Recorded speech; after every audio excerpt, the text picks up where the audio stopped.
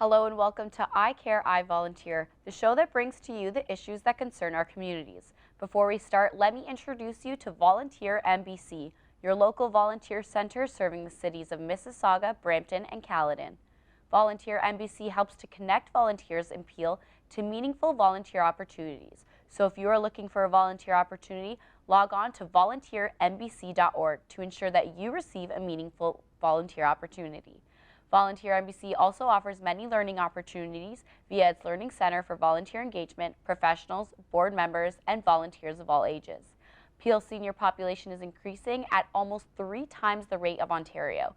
In Mississauga, the senior population will double by 2031 to 300,000. The Drummond report identified that under a transformed health system, the not-for-profit sector will have effective programs focused on early intervention that will address the risk of mental and physical health disability becoming unsustainable. Seniors are helping seniors while helping themselves and deriving significant health benefits in the process. Recent research has also found that volunteering is associated with reductions in symptoms of depression, better overall health, fewer functional limitations, increased social activity, greater longevity, and overall sense of life improvement. To talk more about the issue, we have with us Marissa from Victoria Order of Nurses Peel, Sonia, a youth volunteer, and Annika from the Canadian Cancer Society.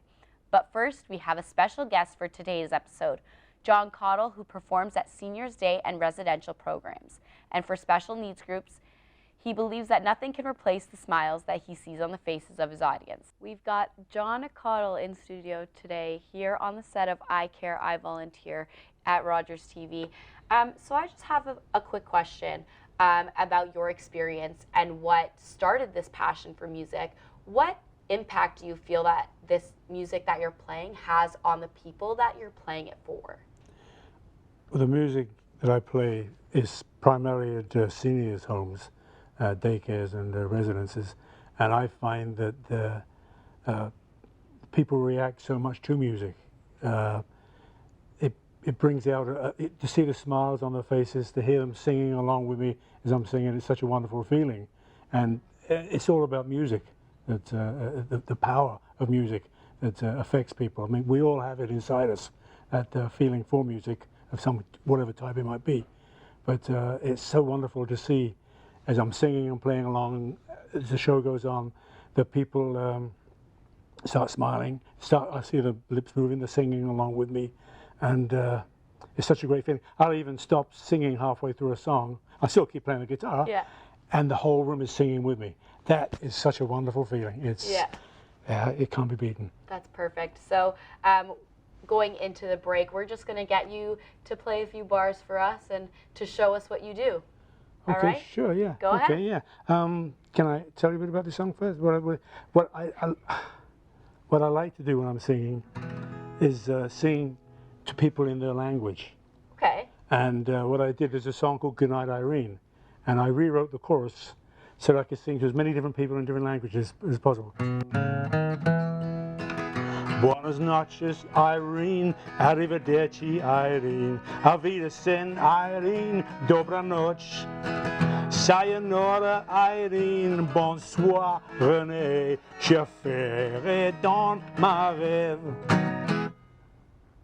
That's really interesting. You like that? All right. So we'll be right back here on I Care, I Volunteer. Don't go anywhere.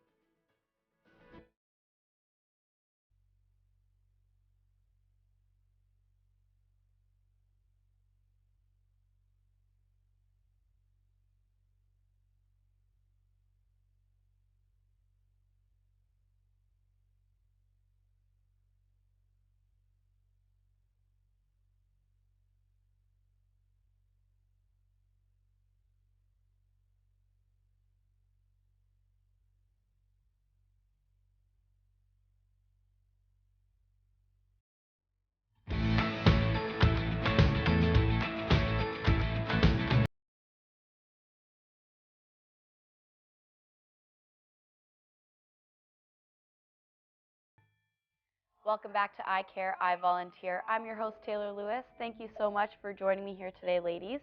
So we're going to talk a little bit today about the benefits of volunteering on physical, emotional, and mental health. And you guys have what I need to hear, right? So we are going to get right into that. So how does volunteering benefit the health of volunteers within your respective organizations? Okay, well, I'm from the Victorian Order of Nurses in Mississauga. We are the community support services. So for us with volunteers, they get a sense of purpose, fulfillment, that kind of thing. And for them, they're contributing to a community where they grew up in, most of them. So just an overall sense of well-being for them, and that's how I can speak to our organization. And you? Yeah, I'm from a By Youth for Youth organization called Why We Talk, and it's actually pretty ironic because our mission is to raise awareness about mental health for youth within the community, but we found out that by being on the team, we were actually getting so much out of it ourselves just because it was such a great environment to be in, and we all came out so much happier. Mm-hmm. I'm from the Canadian Cancer Society, Okay.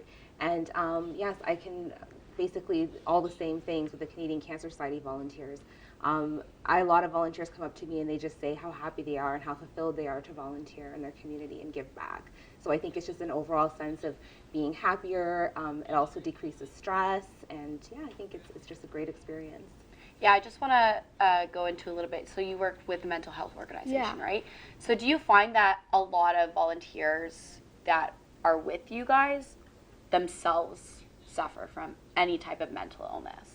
Yeah, I think that's actually why they choose to volunteer with an organization about mental health, because I find that you tend to volunteer with organizations that you can believe in and that raises awareness about issues that you've personally experienced. So. Mm-hmm. Perfect. So in relation to the contribution of volunteers, how do you ensure that these volunteers feel valued and welcomed in your organization? So for us, what we usually do is when they express an interest in volunteering, we let them know kind of what their roles are, what's expected, that kind of thing, so they feel part of a team. I think that that's really important. We also kind of let them know about all opportunities that are available to them. One of VON's values is responsiveness, so we like to be responsive to what they're interested in. We basically just have open communication with them, that kind of thing. Yeah, and we also give away awards to volunteers, years of service awards. We have volunteers that have been with us for 30 years, 40 years, so we make sure that they're recognized in front of their peers at our Volunteer Appreciation Night, which happens once a year. We give certificates of appreciation, letters, references or referrals to volunteers depending on their capacity. And yeah, so it's very important to us that we recognize volunteers for the work that they do, because without them, we wouldn't be able to do what we do. Yeah, I agree with both of you. I think it's all in an organization's ability to build a team, and that to make sure that we all work together, socially as well. So how do you feel that the programs that your organizations offer, how have they benefited your volunteers? So we offer a variety of different programs, and the great thing about the programs that we have is volunteers can choose the programs that work best for them. So we have episodic opportunities, and that means you can come and volunteer your time for about 2-3 hours, just short periods, or you can do leadership roles, which is a little bit more of a commitment. You can join a committee, which is a lot more responsibility. So we have a lot of different programs, and volunteers could choose what works best for them. And I think that having that flexibility really just allows volunteers and people to contribute in a way that works for them. Mm-hmm. Yeah, and with VON, we have people that come to us for a variety of reasons. And some things that volunteers get out of helping out with VON is they've had personal experiences with family members, things like that. They may be, going through university in the type of field, so just gaining new skills, communication skills, that kind of thing. Yeah. Yeah, I agree. And also, I know that something unique about Why We Talk is that our whole organization is comprised of university and high school students. So we've created almost like a mentorship program where university students are able to mentor and help guide high school students, and it's really cool. Yeah.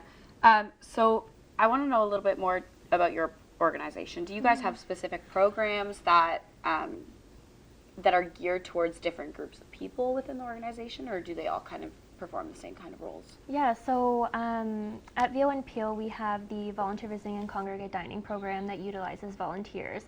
So the Volunteer Visiting program is for social support and companionship, and the lunch program is basically for clients to have nutritious eating and socialization. So volunteers kind of get to choose what most interests them. If the volunteer visiting is more flexible, whereas the lunch program is more specific. So based on their availability, their location, things like that, they can kind of choose which works better for them. Mm-hmm. So within your organization, do you guys have different paths that different volunteers can take? Yeah, well, since YB Talk is a smaller organization and we're by youth, our volunteers are kind of split in half. So half of us are post-secondary school students and the other half are high school students. So we've created kind of like a team dynamic where the university students help guide us through different activities and events and organization. Yeah. Perfect. And I know you were saying you have different committees and things like that. Yeah. Now, I've myself have volunteered with the Cancer Society, so you guys have obviously different events and like Relay for Life. Yeah. So what kind of roles can volunteers take in that kind of program? So yes, and we have a lot of different roles for different demographics. So for example, youth, for them, they're trying to get their hours, more experience, build their resume and stuff like that. So we have opportunities that are specific to youth where we will sign off on their hours, like Daffodil Month, which is the next volunteer opportunity in April. So youth can just go online. Our website is myccsschedule.ca. So CCS standing for the Canadian Cancer Society. They just go online and they can sign up for a shift in their community to sell daffodil pins at Loblaws or the LCBO.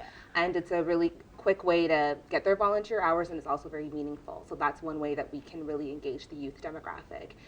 We have our driving program, Wheels of Hope Transportation Service, which is great for seniors because it requires a lot of daytime availability, and a lot of seniors just tend to volunteer for that program, and it's very rewarding as well. They pick up cancer patients, bring them to their appointment, wait around till they're finished their treatment, and then bring them back home. Yeah. And so it's a service that is a lifeline to a lot of people living with cancer, and it's a great opportunity for seniors to get involved. Yeah, that's amazing. I myself didn't even know that many positions were involved. But don't go anywhere. We will be right back here on I Care, I Volunteer.